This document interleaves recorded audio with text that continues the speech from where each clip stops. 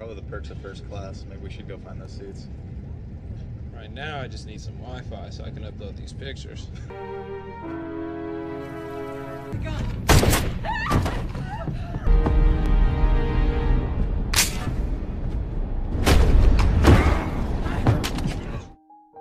Halo, apa kabar kalian semuanya? Semoga dalam keadaan baik-baik saja ya.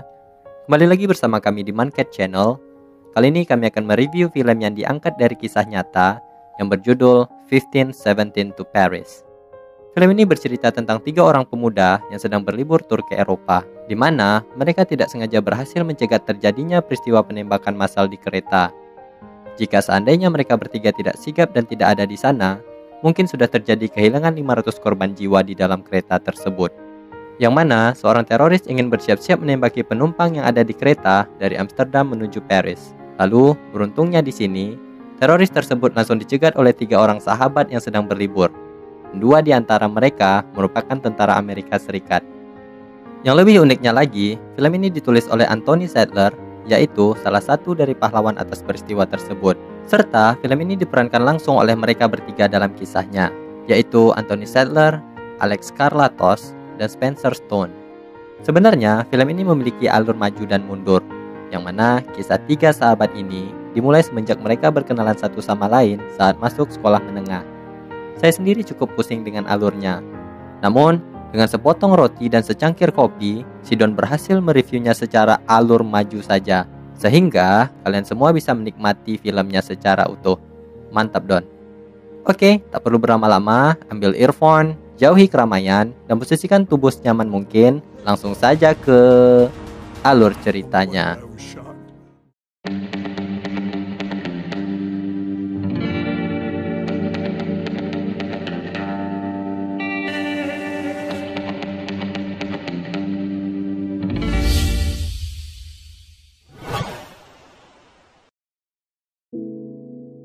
Film dimulai pada tahun 2005, di mana tampak 2 anak remaja SMP yang bersekolah di sekolah Katolik, yaitu Spencer dan Alex. Di sini, Spencer mencalonkan diri sebagai ketua OSIS, dan saat itu adalah hari pengumuman untuk calon ketua OSIS yang baru. Namun, Spencer tidak terpilih sebagai ketua, dan ia tampak sedikit murung serta kesal dengan situasi saat itu. Ditambah, Spencer juga bercerita kepada Alex bahwa ia juga sering dibully saat mencoba untuk berbaur bersama anak-anak lainnya. Namun, Alex yang juga sahabat Spencer tetap menyemangati Spencer atas kejadian itu.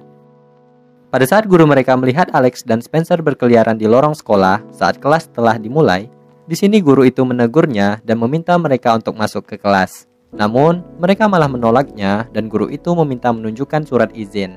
Kemudian, Spencer malah melakukan hal ini.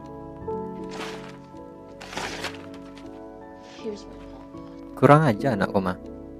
Atas kejadian itu, guru yang merasa tidak dihormati oleh Alex dan Spencer menyuruh mereka untuk ke kantor kepala sekolah.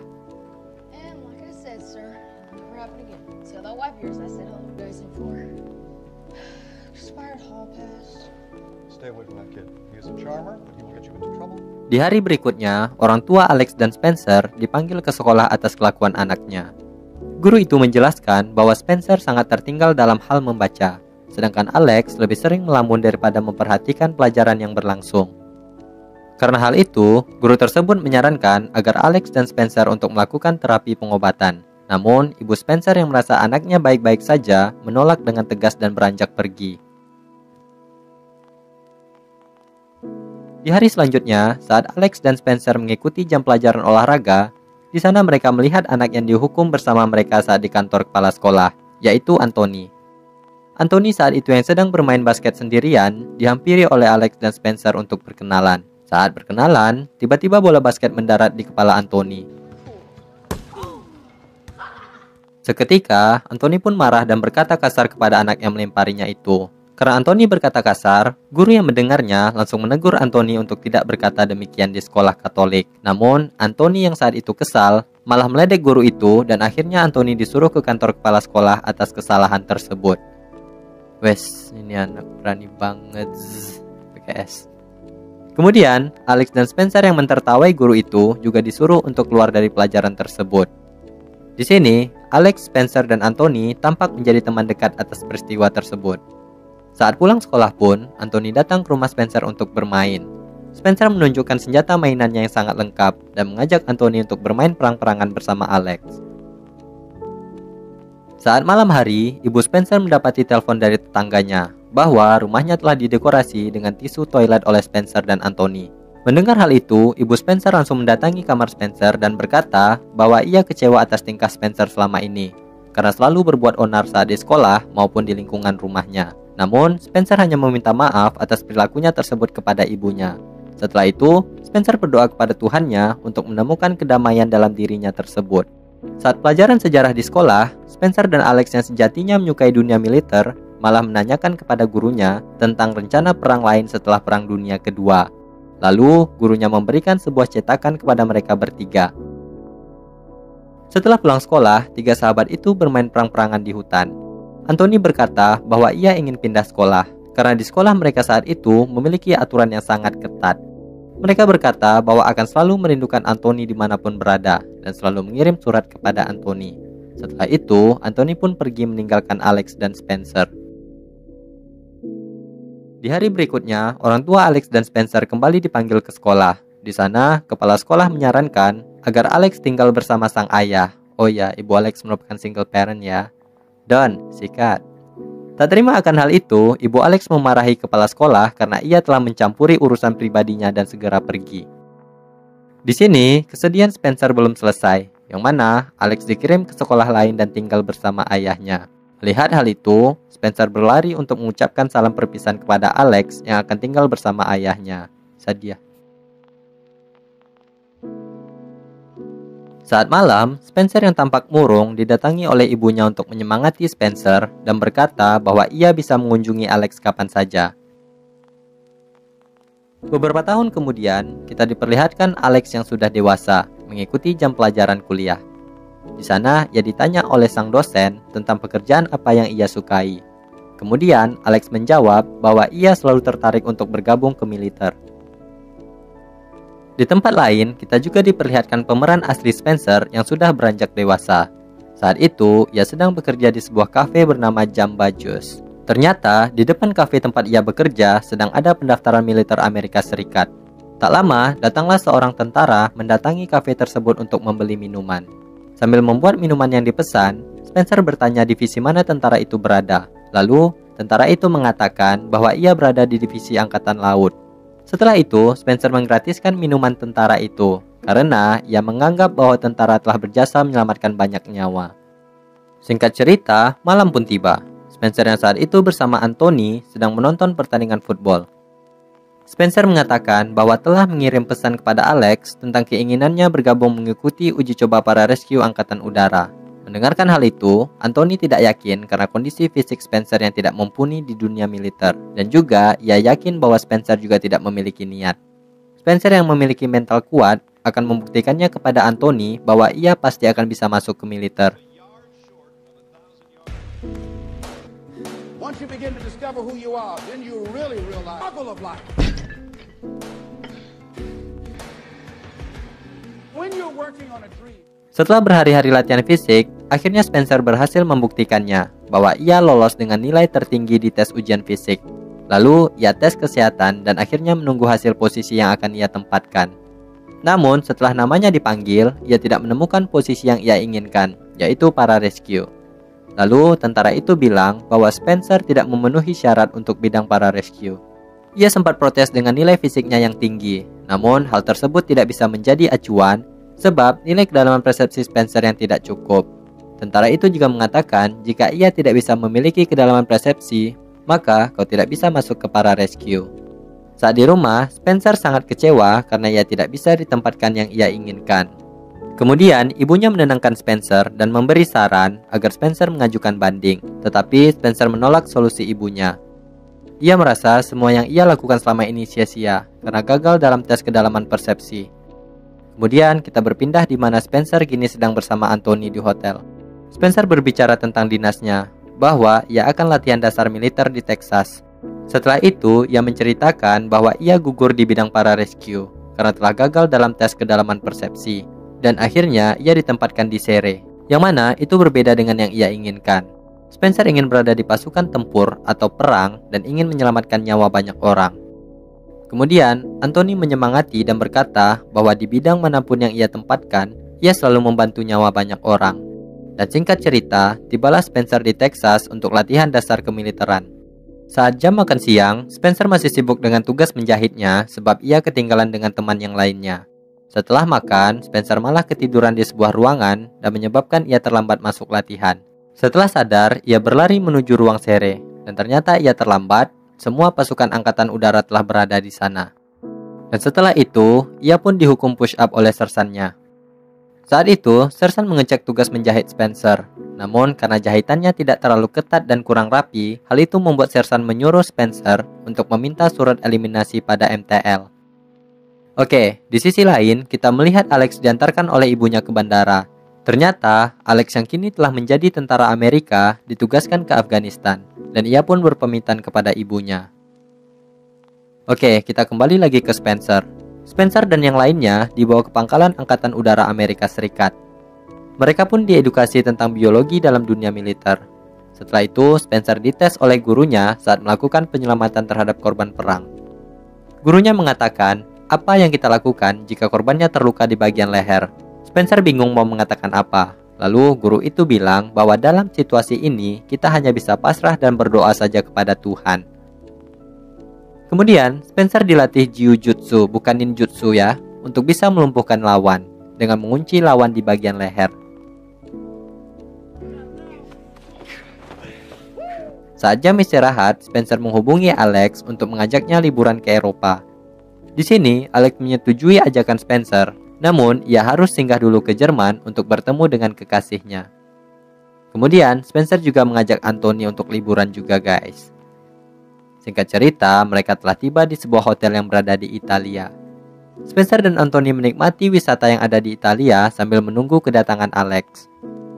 Saat di sebuah kapal wisata, mereka berkenalan dengan gadis yang bernama Lisa. Bukan Blackpink. Setelah bertemu Lisa, mereka akhirnya berjumpa dengan Alex dan mengajaknya pesta di sebuah bar. Saat pagi, 3 sekawan ini tepar dan kelelahan karena mereka telah meminum alkohol banyak tadi malam. Jangan minum alkohol guys. Kemudian, mereka pun bangun untuk pergi mencari makan. Saat itu, mereka membahas negara mana yang akan mereka kunjungi selanjutnya nih guys. Ternyata, mereka telah sepakat dengan rencana awal bahwa akan mengunjungi Paris untuk destinasi berikutnya. Setelah itu, mereka menggunakan jalur kereta menuju Paris, Prancis. Di saat ingin masuk, ada seorang kakek-kakek bersama anaknya yang meminta bantuan mereka agar mengangkatkan barang kakek itu ke dalam kereta. Dan akhirnya, Alex membimbing kakek itu sampai duduk di kursinya. Lalu, mereka bertiga pun duduk di kursi yang dipesannya. Dan kemudian, kereta pun berjalan menuju Paris. Dan disinilah cerita kepahlawanan mereka terjadi. Saat di kereta, Spencer pun bosan dan ingin mencari wifi di gerbong kelas 1. Setelah itu, mereka memutuskan untuk pindah ke gerbong 1 agar bisa menggunakan jaringan wifi. Kemudian, kereta pun transit di stasiun berikutnya. Dan disinilah sang teroris pun masuk ke dalam kereta untuk melakukan aksinya yang sangat keji guys. Ada seorang bapak-bapak curiga karena teroris itu telah berada di dalam toilet lebih dari 30 menit. Kemudian, ia menghampiri dan mengetok pintu toilet itu. Setelah teroris itu membuka pintu, di sana ia telah bersiap-siap dengan memegang senjata AK-47 sambil membuka bajunya. Dan dengan sigap, bapak-bapak itu berhasil mengamankan senjata yang dipegang teroris tersebut. Tapi, teroris itu masih mempunyai pistol dan menembaki bapak yang mengambil senjatanya tadi. Mendengar adanya suara tembakan, akhirnya Spencer terbangun untuk siap siaga. Setelah itu, teroris berjalan dan mengambil kembali senjatanya. Situasi pun semakin mencekam dan membuat mereka panik. Di sini, teroris berhasil mengambil senjatanya kembali. Di saat ketakutan menyelimuti semua penumpang yang berada di kereta, Spencer pun dengan berani melawan teroris tersebut dengan tangan kosong. Lalu, teroris itu menarik pelatuk senjatanya untuk menembaki Spencer. Tapi untungnya di sini, peluru senjata itu macet dan tidak keluar. Untung masih diselamati Tuhan. Dan akhirnya, Spencer dan teroris itu bergulat. Setelah itu, Alex dan Anthony datang untuk membantu Spencer melawan teroris. Tapi di saat Spencer ingin melakukan kuncian, ternyata teroris itu mengeluarkan pisau di celananya. Hal itu menyebabkan Spencer mendapatkan luka di bagian belakang kepala dan di jari tangannya. Spencer pun melepaskan kunciannya. Lalu mereka bersama-sama memukuli teroris tersebut dan diakhiri dengan Spencer yang berhasil mengunci teroris itu di bagian leher. Setelah berhasil menaklukkan teroris, Spencer kembali melakukan penyelamatan kepada korban penembakan tadi. Kemudian Spencer membuka bajunya untuk menyumbat darah yang keluar dari leher si bapak tadi. Karena tidak mampu menahan dengan bajunya, akhirnya Spencer menggunakan jarinya untuk menyumbat darah yang keluar dari leher si bapak. Di sisi lain, akhirnya si teroris sudah diikat dengan dasi, dan Alex pun mengecek serta mengamankan isi tas teroris tersebut, yang ternyata terdapat banyak sekali amunisi yang telah disiapkan untuk menembaki orang-orang yang berada di kereta. Oh wayoy. Kereta pun terus berjalan dan akhirnya berhenti di stasiun selanjutnya.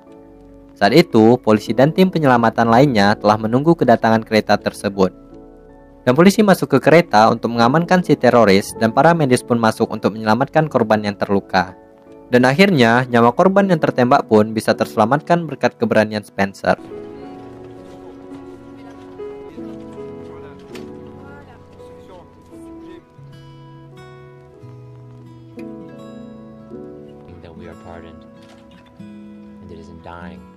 Berkat keberanian si Spencer dan kawan-kawannya, mereka berhasil menyelamatkan 500 lebih nyawa yang berada di kereta itu.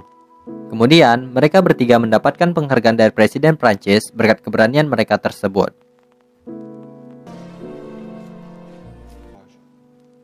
Votre sang-froid, responsabilité. S'appelle le terrorisme. Il y a un bien. C'est que dans un moment de crise comme ça, soit dans le Thalys, ces hommes étaient de vrai que pour témoigner la reconnaissance de la nation française, pour vous dire combien nous vous sommes redevables cet honneur. Cette légion d'honneur récompense votre...